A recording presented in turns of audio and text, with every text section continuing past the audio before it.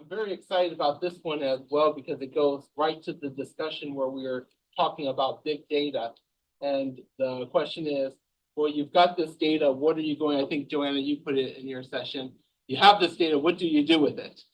Well, Jerry's going to present a case study from Bottomline on what they did with some of their big data. Awesome. So that's right. Appreciate it. So let me just check. Okay, perfect. So hi, everyone. My name is Jerry Nichols. I'm currently the Vice President and Head of Data and Marketing at Bottomline Technologies. Just a little bit about me. I'm a true statistician. I have a graduate degree in statistics from Virginia Commonwealth University in Virginia. I built out the marketing and analytics practice for Cisco Systems, twice for SAP, and then also at JWT New York. So most recently, I joined Bottomline Technologies about 4 years ago, and I've really spent, I would say, the last decade helping business leaders understand how to make sense out of the data. So, typically the speak in the boardroom is, I don't use a lot of statistical terms, but it's really helping them understand and translate business needs, linking strategy to execution. So a little bit about Bottomline. So Bottomline is a business-to-business payments company. We have over 800,000 companies on our network globally. We process over $10 trillion a year in business payments. So from a GDP perspective, that represents the world's third largest economy. We provide our solutions in 92 countries, and we're a top 3 SWIFT service provider. Now, when I first joined the company, Bottomline was founded in 1989 as a physical check processing company, and it's since grown. So that's going to be kind of important here. I joined the company in the middle of the pandemic in December of 2020, and the pandemic had really accelerated our business models. It really accelerated the need for digitizing payments. Now, the situation is our company growth had really been fueled historically by acquisitions. And how that rendered itself is that each line of business operated underneath its own P&L. We had our own sales objectives, our own go-to-market plans, and marketing was really the only organization that spanned across each of those lines of business. Now, we had from a sales and marketing needs, a need to understand our ideal customer profile. We need to inform an aligned go-to-market motion across marketing, sales, and products. And this was like a really big one, a single source of truth in defining our accounts. Really, with each line of business, 6 or 7 lines of businesses, they all had their own rendering of what the customers were in our Salesforce database. So that was our CRM system. So if we're trying to understand who our ideal customer profile is, what the addressable market is, the first step was really getting a single source of truth around that customer entity. We really needed an ability to scale at speed while keeping that operational continuity. So some of the key business questions that we set out to answer, very, very basic business questions. How many accounts and contacts do we have? How many can we get? What's our coverage within our ICPs?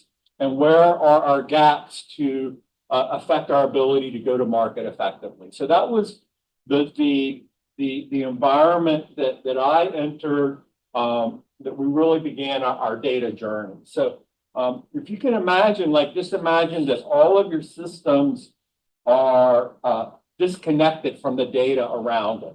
That was really what we had. We had our CRM system, we had our Marketo system, we had our addressable market system. Within each of those, there were different renderings of the truth. And, our go-to-market teams initially were defined by how many contacts do I have of this flavor in Marketo? And so that was what all of our go-to-market plans were organized around.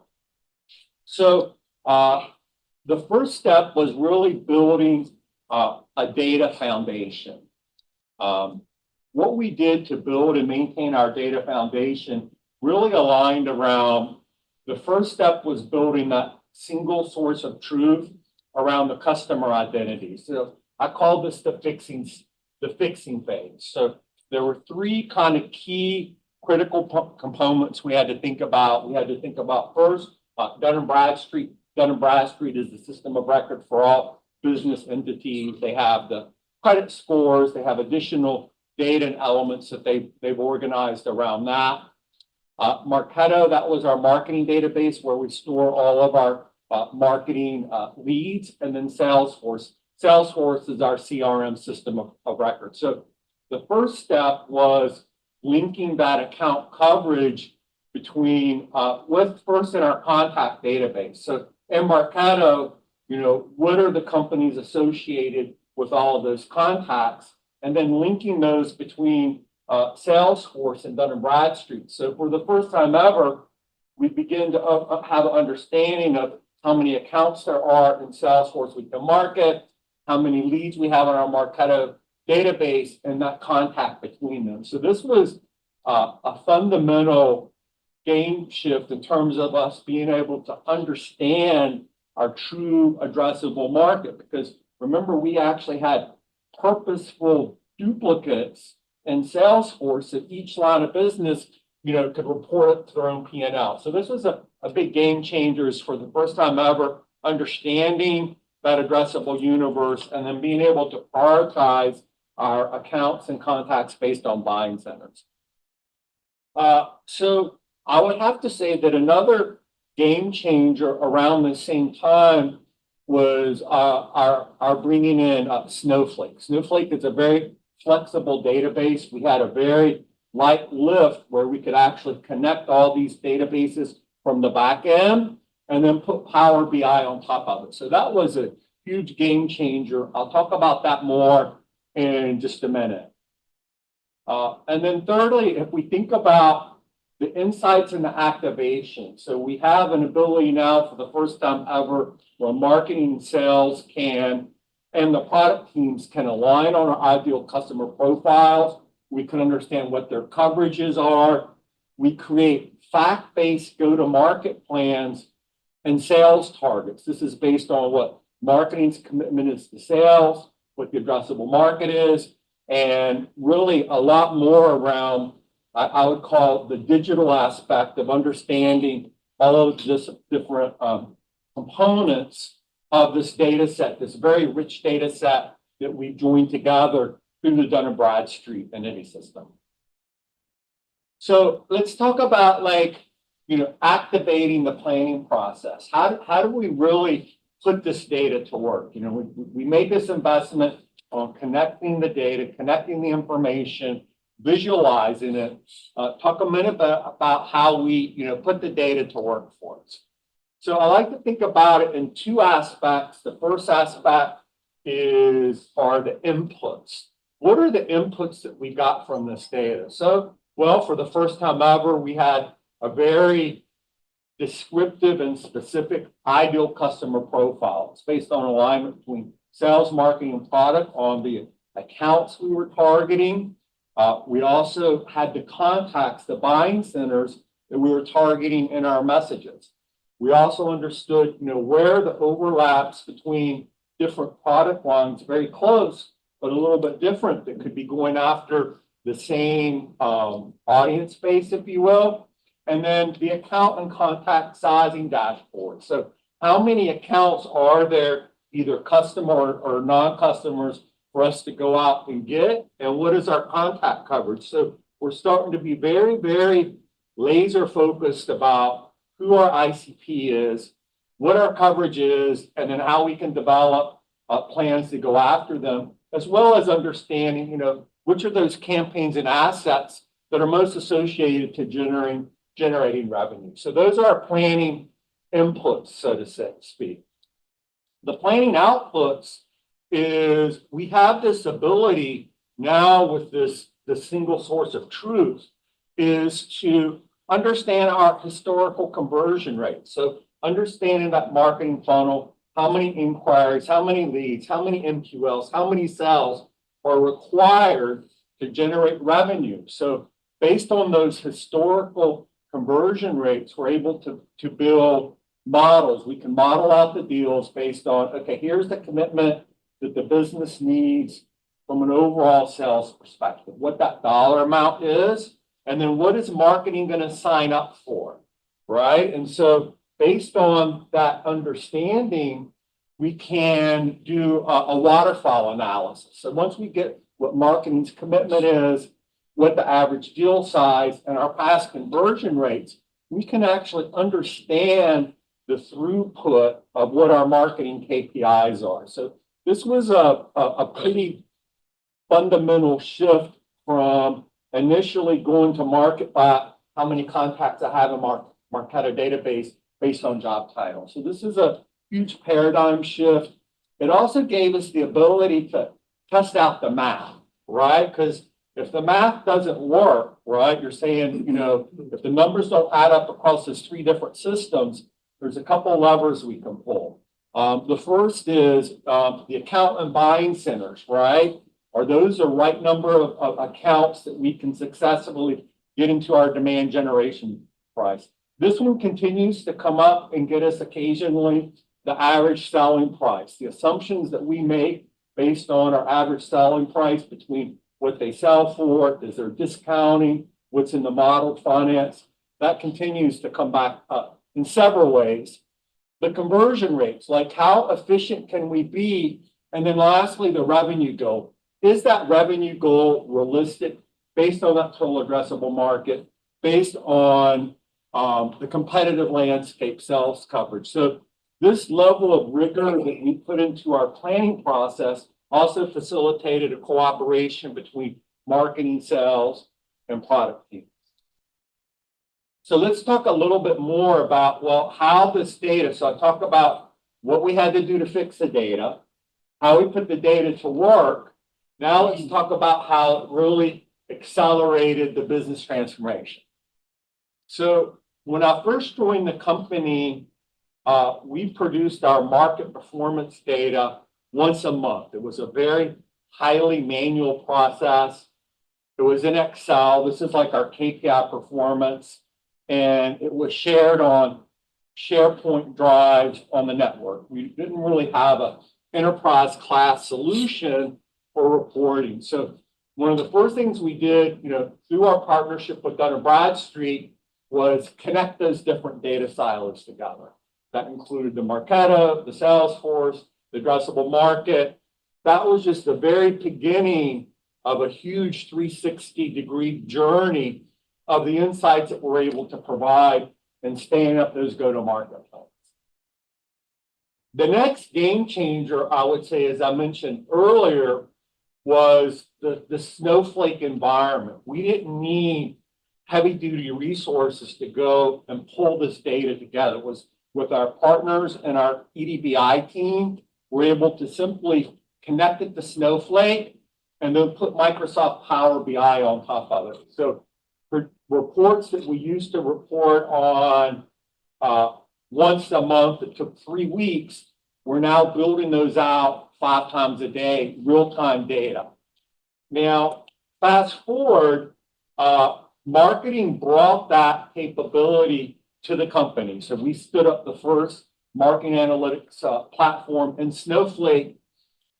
We also built out the sales program because we didn't want sales going out and building their own system to be disconnected from marketing. So sales analytics actually reported into me, which really gave us some good dividends down the road in terms of having that marketing sales alignment around the single source of truth of business performance. So that was the second big game changer after Dun & Bradstreet. We were acknowledged with a SAMMY Award. The SAMMY Award comes from the Business Intelligence Group that we run that in partnership with Dun & Bradstreet and Snowflake in 2022. So the next step here's where all of this great intel that we develop for sales and marketing now becomes noticed at a corporate level, right? Because as we start to think about, in May of 2022, Bottomline was acquired by Thoma Bravo, which is a private equity firm. And as part of this, we have a very aggressive 4-year goals at that point, where we have 2 more years left in that current cycle, if you will, with some very aggressive growth goals. So for the first time ever, we were starting to develop these 3-year product strategy documents where we needed to understand what that addressable market was, what our ideal customer profile was, and these performance data on the pipeline, the sales generation, they're all part of like an overall ELT review. So all of these insights that we're providing to run this very efficient demand generation engine are now being used to determine what our corporate strategy are in terms of not only net new business, but also looking at product cross-sell and upsell. So those are kind of like the big, accomplishments since then. The other thing I would add is we really took advantage of Google sunsetting universal analytics to think about our digital strategy. We're very thoughtful in partnership with our digital teams on what we were passing through on our data layer on our website, so we could understand customers' journey based on where they were visiting our sites, what events we were setting up in Google Analytics to track, such as did they download, drift chat, unmasked company, et cetera. So we took that opportunity of moving from Google Universal Analytics to GA4 to really think about our digital strategy. So we really have a state-of-the-art reporting platform with our digital media, using both Looker Studio for the Google products,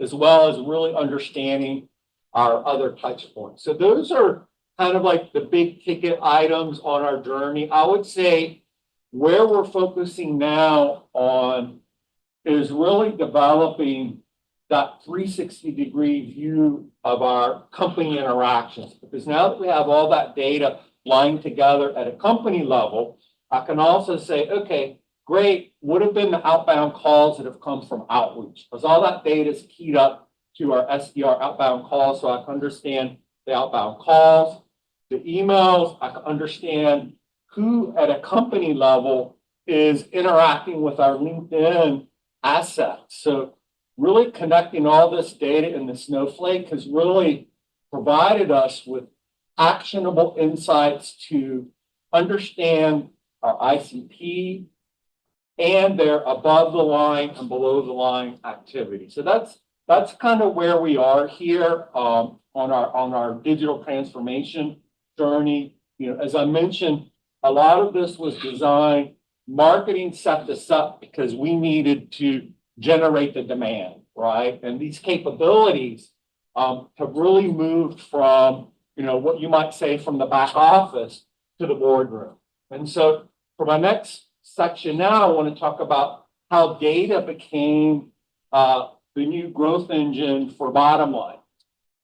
So I want to just talk about the data and insights that helped us drive growth. So the first is, how we had to stand up, understand our ICP, and develop the go-to-market plans, a whole new focus on our total and serviceable addressable market. What's out there for us to go get? And looking at a very rigorous process as part of our 3-year product strategy is, adding in the average deal size, compound annual growth rates.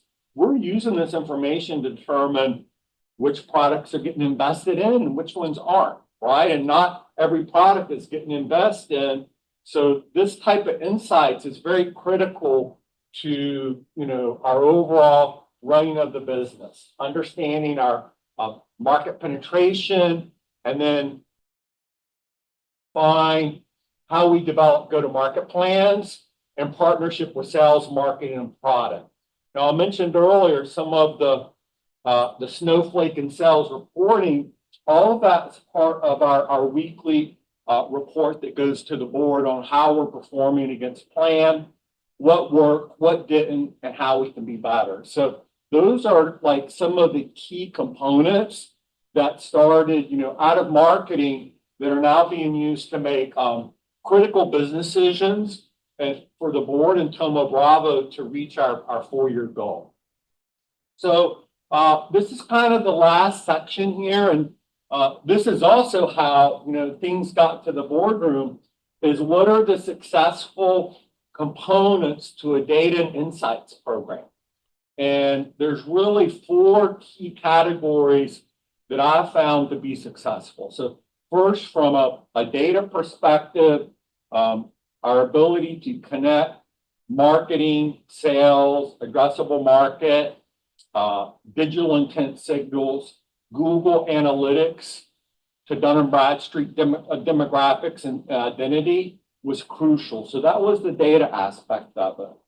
From a technology perspective, we have Snowflake, a very robust reporting environment, Microsoft Power BI to provide that window into the world so people can actually see how things are performing. We also have Looker Studio, which sits on top of Google BigQuery, which helps us understand all the digital media engagement activities. From a process perspective, we link our strategy to execution through our individual objectives and the priorities for the organization.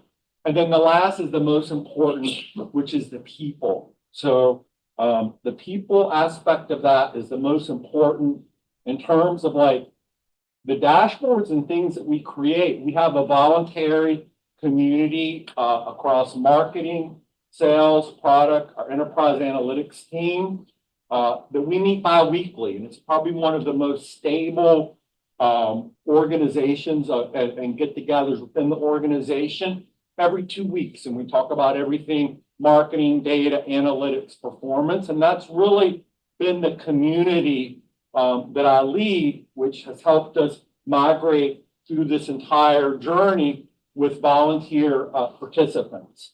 Our CMO hosts a Monday stand-up call where everyone within the organization looks at the sales results for the week and the marketing results for the week. So the people in my mind is the single most important aspect of your data and transformation journey. At the end of the day, it's very easy to get caught up in like the shiniest like toy or widget, and you have to kind of resist that. It's the people. We have over 100 marketing and sales folks that are using our dashboards and insights to make better business decisions. And that's really what our responsibility is, to make better business decisions for our customers who use our products and our 2,700 employees globally at Bottomline and our partners at Tomo Bravo. So that's what I got.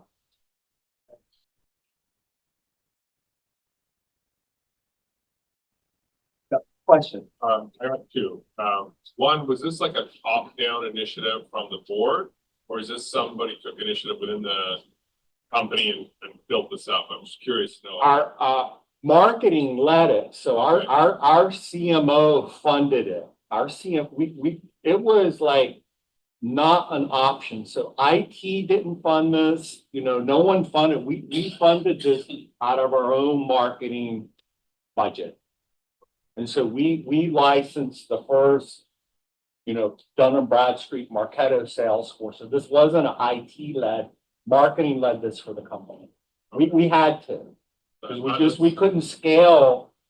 We probably reached like a certain point where we couldn't get to the next level by operating by 8 different companies. So it was marketing led it and funded it. That's very helpful. I have a whole other thing I could talk about, but I won't. The other one was, how much of a workload is this? Because it's like a multi-year process. Like, was this like a special project for staff? Is this what they kind of did within their roles, or was there some comments involved? I was curious to know, like, how many different departments were involved in building this? So it was a cross-functional effort. Earlier in my slide, I said, how do you stand up a data-driven marketing program in 60 days? So Yeah. we stood this up, the first kind of version of this in 60 days, partnering with Dun & Bradstreet. So I led this in partnership with our EDBI team. We stood up the first version of this within 60 days by connecting our Marketo database to DMB, our Salesforce to DMB, and getting that company identity. So the first step was 60 days. I would say then the first year was building out that marketing environment in Snowflake in partnership with our EDBI team, which is our enterprise analytics team. So there's multiple people, Yes. like, and this is not like 5 hours a week. This is like.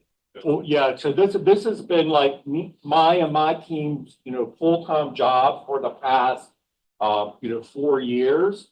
And different people play different roles, within the process. We're not spending a ton of money on this, because if I talk to other companies that are much larger than us, sometimes they just get so big that they get in their own way. We're not spending huge amounts of money on this program for what we're getting back out of it.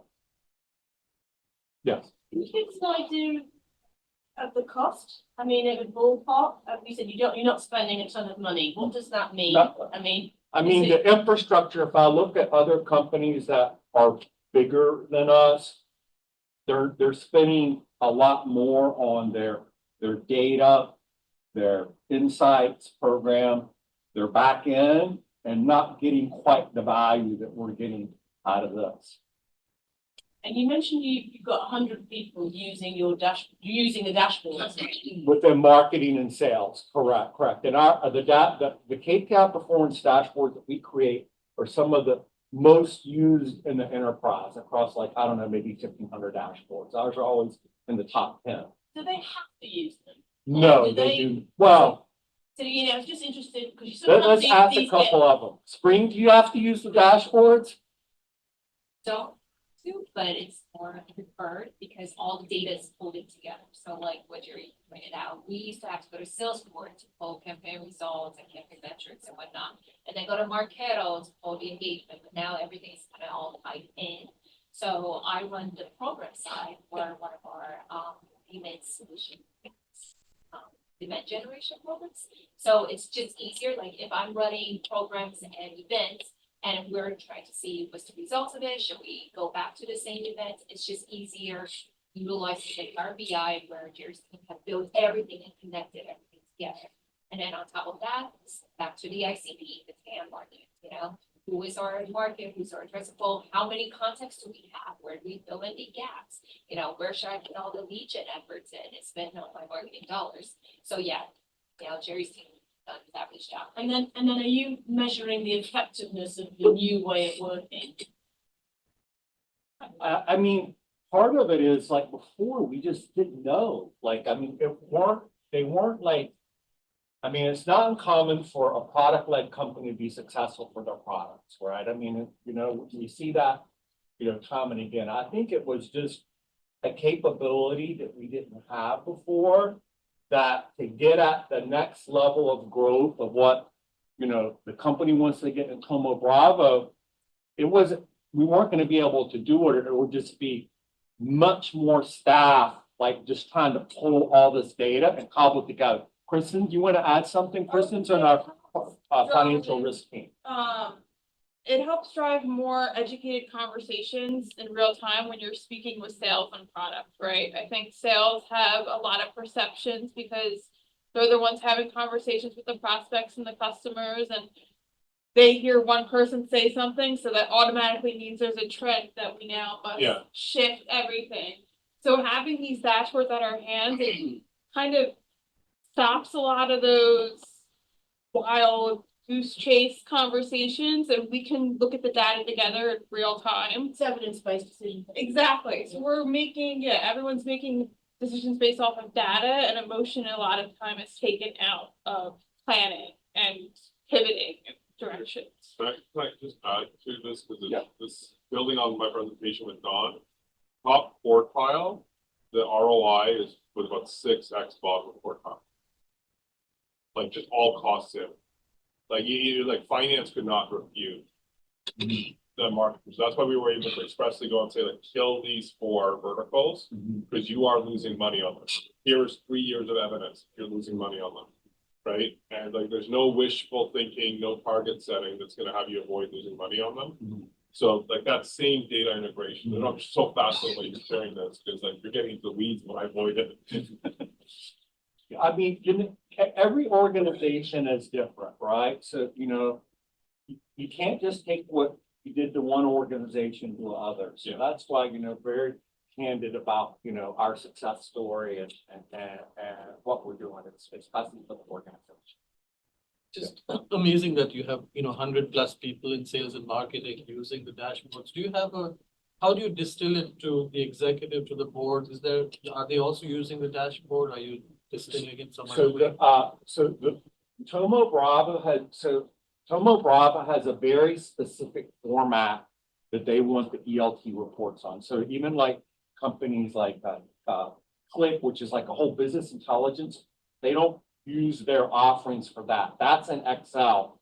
But all of that data comes from our Power BI dashboards that our sales leaders use to run the business, and then they just put it right into that prescribed format, for the board. And our 3-year strategy documents, that's going to be like a Word document, but all that data comes from the single source of truth.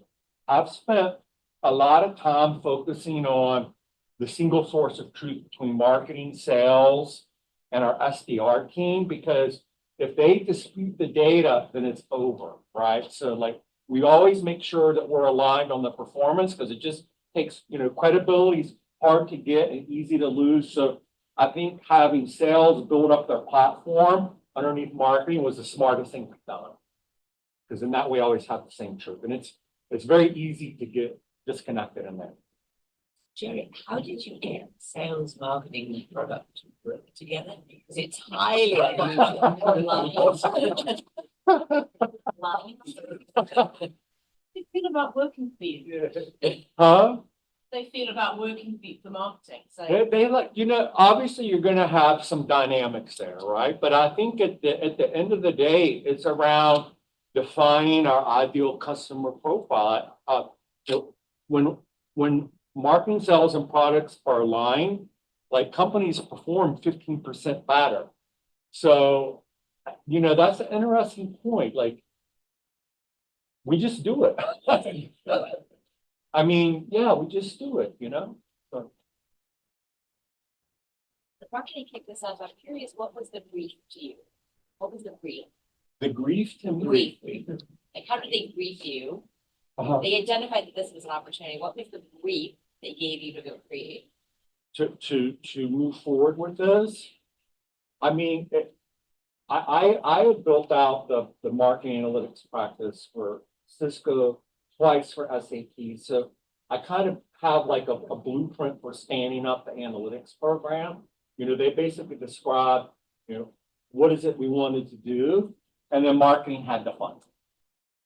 So, that was really kind of, and then we just went out and built it. I would say that Snowflake, was a new, I worked very closely with our enterprise analytics team, and they brought that forward. That was a huge, the Snowflake and Microsoft Power BI came from our enterprise analytics. And they maintained that whole infrastructure for us. The number of big data sources you have feeding into that underneath Snowflake was kind of mind-boggling. Yeah. Why is it so fragmented? Is there nobody who can tell more of it? I'm just glad I can connect them together, like. Connect them together. We would have to do it manually and put all the data in Excel. I mean, even just like Google BigQuery is very, they only want Looker Studio to sit on top of Google BigQuery. So we've gone out and found these ETL engines that will enable us to put in our LinkedIn ads and other sources directly into this environment. So it's a lot of them, but you got to have something to connect it to. And the Dun and Bradstreet, has really been a huge game changer for us. That laid the data foundation for company and person. So the most important one was the. I would have to say absolutely. That was the first thing that's done Even about they that. don't fully know how well their data can be used. I would assert you're probably one of the better users of their data based on what you described, because I've done a lot of D&D audits inside companies that literally just sitting there as like a credibility check in Salesforce. Nobody's looking at the total single source of truth power that it provides. Yeah, it was a game changer for us, so, for sure. Because we can connect all those data points. So I just gotta get the address and run up against the. So good. Any other questions? Thank you. What now? Yeah. It resulted in accelerated sales growth. We have, we've exceeded our marketing pipeline creations and bookings targets for the past 2 years in a row. And then sales too. And then at the corporate level, our EBITDA and revenue goals were met. I don't know. We might have done it, but it would have been incredibly painful to stitch all that data together. So I think our time to market is much better. Yeah.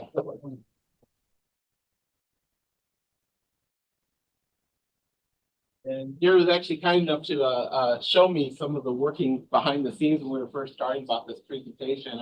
I have to say it is one slick system to see it all coming together. I haven't seen that level of integration before.